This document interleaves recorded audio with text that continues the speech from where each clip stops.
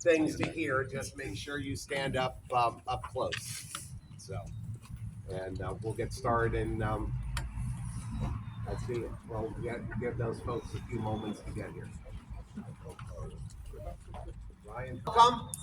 My name is Matt. I serve as pastor of Manitowoc Cooperative Ministry, which includes First Presbyterian Church and Peace United Church of Christ, both here in Manitowoc. And First Presbyterian Church is where the warming shelter currently resides, and we have been there for 2 seasons now. And it was out of that we began to grow this idea that we need something more permanent. We need some place that can have its own showers, that can have some laundry facilities, and can have more than 12. So out of that grew this idea. So the most we've had to we had to deny services to as many as 8 individuals on a couple different nights, or more than a couple nights throughout the season. So that really pushed us to say we need something more. The church could never be that space, simply because it even if we did all the work that's needed there, we would still be limited to only 12 beds. So we could pour in over $1 million to put in certain things, and we still wouldn't be serving the number of people. So it was clear that just remodeling that space, forgetting about all the other needs that might have to shift around there. So we began to look, we began to dream, we began to vision what could be. And out of that also grew this idea of knowing that the Haven and the Hope House are often have waiting lists for the clients that they serve. And part of the problem with that, one of the pieces of that is that when folks kind of complete that first phase of taking control and removing on with their life, there aren't apartments for them to move into. Either the prices are too high or the conditions don't quite meet their needs. So they're having folks stay there from instead of the ideal, 3 or 4 months, to staying there 9 months or more. And when Hope House and the Haven are full, folks who come to the drop-in emergency warming shelter, if they want those services, they can't move into that next level where they actually get case management and help get a plan developed to help them meet their goals in life. So you can see where on this far end of getting new affordable transitional apartments becomes a huge piece. So we began to say, let's work together on a dream. Because there is no one single place that just met every need that we did. This place, a beautiful space, but it's much bigger than just what the warming shelter would need. So we are working together.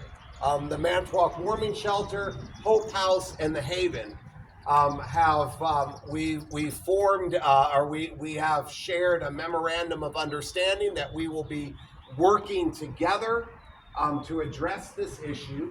So the things that are happening here are an extension of already established existing programs in the community. So we are not doing something new. In that regards, we're not here to duplicate services, but to expand services from entities that are already doing incredible work here in the community. So you're here today because you heard about this thing that we're calling the neighborhood. We have created a individual or a separate nonprofit under that name. It's technically not a nonprofit. The IRS makes it tax exempt, but we are a nonprofit registered in the state of Wisconsin with our own tax ID number as of yesterday. The IRS piece of that can take 6 to 9 months and things about that, but that's just a hurdle piece, not a problem piece. The other piece that we need to do is we have an offer on this building. The offer, it's okay to say that it's been accepted, right? As I just said it already. But we have contingencies on that offer, okay? Which means that before we do it, we need to have the appropriate conditional use permit from the city of Manitowoc. In other words, we do not want to purchase a building and then find out that we can't do what we want to do here and then suddenly own a building. So that process is beginning. There is a formal public input meeting, public hearing, I think is the term that they use, this Wednesday at City Hall at 6 p.m. with the Plan Commission. And they will listen and hear and then begin to work on over the next couple weeks what are the proper conditions that they should put on this property, or what kind of things do we need to make sure happen to it. And then that would go to the city council with another public hearing. Currently that's scheduled for June 17th. And then ideally we would have approval from that. So that's the first contingency that needs to be met. The second contingency that needs to be met is that we need to have cash in hand to purchase the building, and for what we just kind of said, an initial year's worth of expenses, meaning doing something. We've determined that amount would be about 1.5. So ideally we would have about 1.5 million in hand by the end of June, and that would be the second contingency to meet, that we could do this. I'm also happy to say that we have a donor that would like to be able to meet that need of that initial amount, and that's between that person and their lawyer right now. It's not a matter of if, but how to do that properly. I don't have that kind of money, so I don't know all the hurdles one does to make that done the right way for them. So we seem to be on our way. So this morning the goal is let's begin to share the dream. How many of you live right here in the neighborhood? So, okay. So you might have some specific questions. Everybody has questions, but I want to tell you more about the dream first, more information, and then we can maybe have a little bit of dialogue. I also want to let you know that originally we had hoped to kind of be able to go into the building, but once the current owner realized how popular this is and realized that wasn't 5 people, that they have rightful concerns that the building is not decrepit and falling apart, but it is also not in a state for public tours and things, which should be okay, because honestly our vision is that pretty much this would be gutted and reconfigured anyway. So what you see now wouldn't necessarily be what anything would look like. Did anybody here go to school or teach here? So, okay. So who has memories of the giant slides? So, were they fun or scary?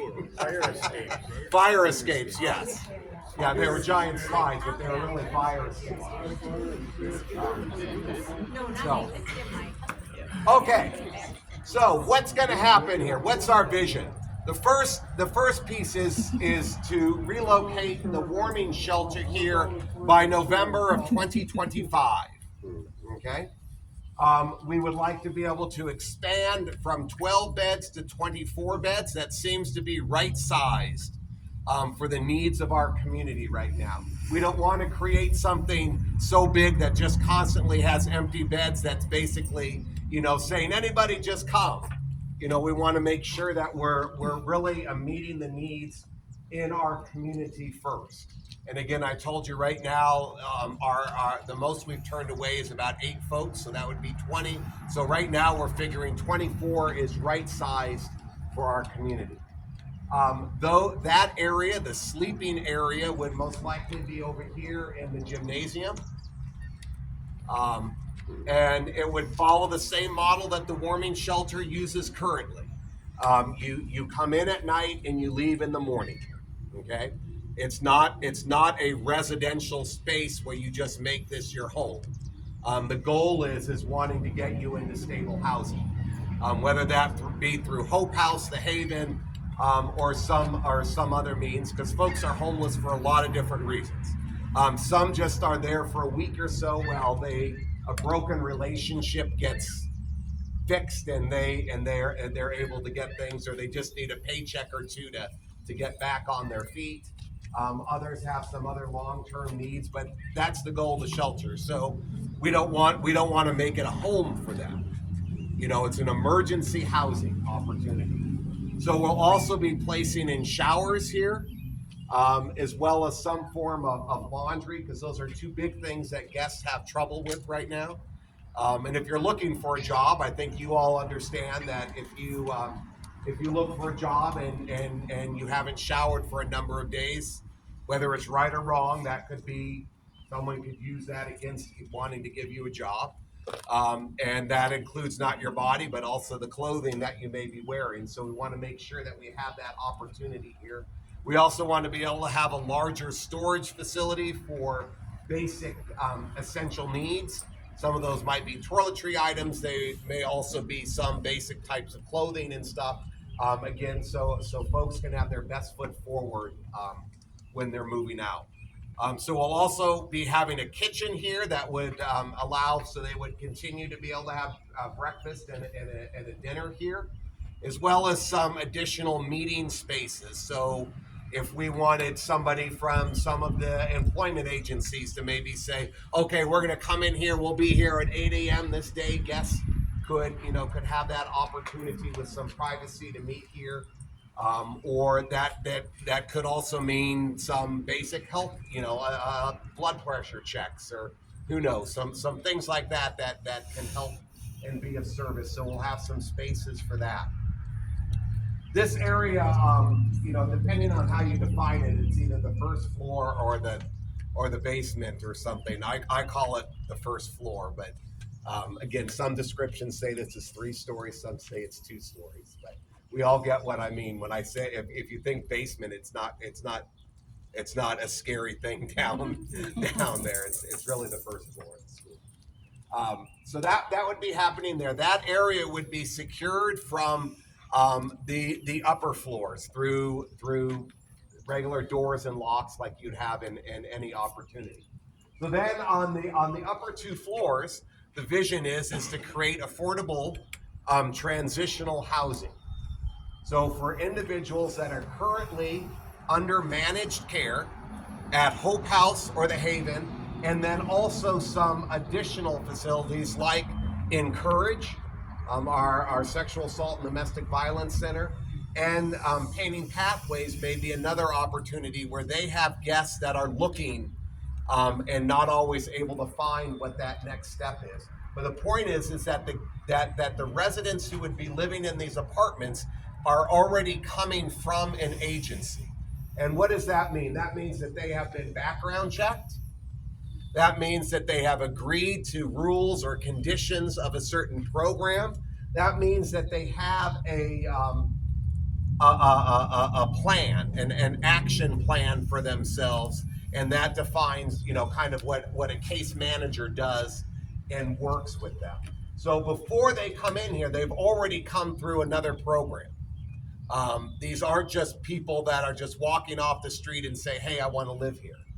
And that's important to know, because that's an important part about safety, is that the folks here have already been vetted, have already gone through that process. And again, they're in managed care, which means that it's still program based.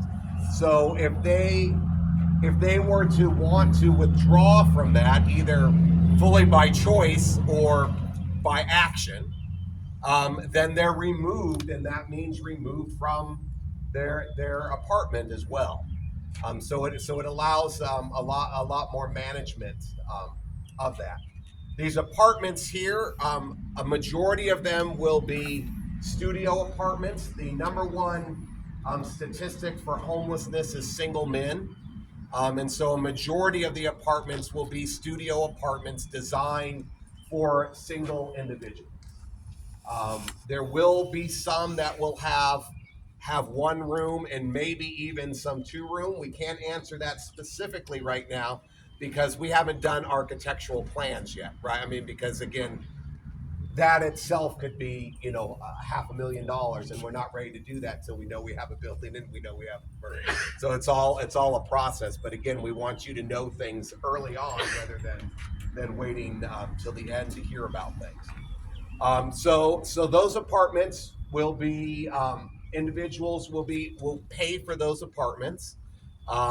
We start with the fair market value based on HUD things, and then we will have a policy that works with that on percentages and things like that.